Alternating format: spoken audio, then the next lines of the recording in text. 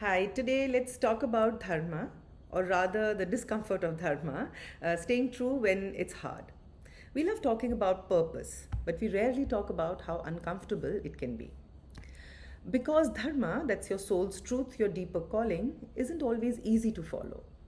It always doesn't feel so great, and it rarely feels convenient, and often it comes at a cost.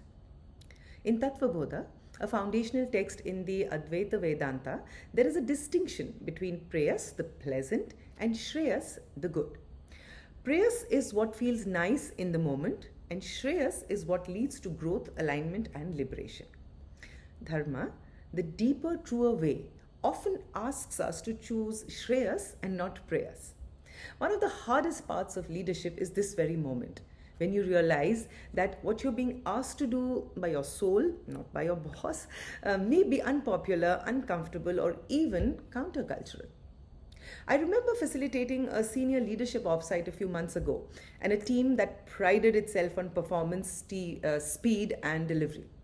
But beneath that, I sensed something heavy, like a culture that had forgotten how to breathe. At one point, a senior leader finally said, I'm tired of pretending I'm okay with how we treat people in the name of performance. I'm not okay and have not been so for a while. The room fell silent. But this led to more voices coming up and deep discussions that followed, mostly solution oriented.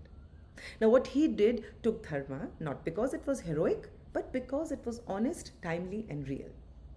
He didn't have a grand solution, but he had the courage to name what was out of alignment, and that is the beginning. Now, dharma in modern leadership, what would that look like?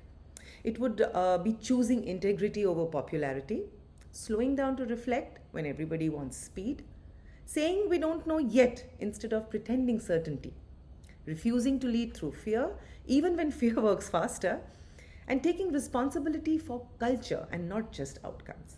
It's the quiet courage of choosing what is right over what is easy. But it can be hard. Following your dharma will often make others uncomfortable. It might disrupt the status quo. It may also challenge the very identity that made you successful in the first place. And yet, that is where your truest leadership lives.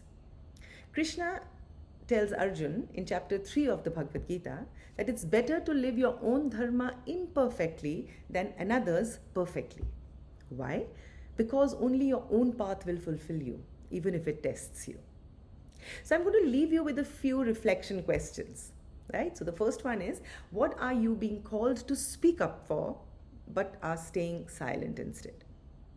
What are you tolerating that quietly eats away at your values? And finally, in what area of life or leadership are you living someone else's idea of success? Your dharma doesn't demand perfection, it only asks for alignment.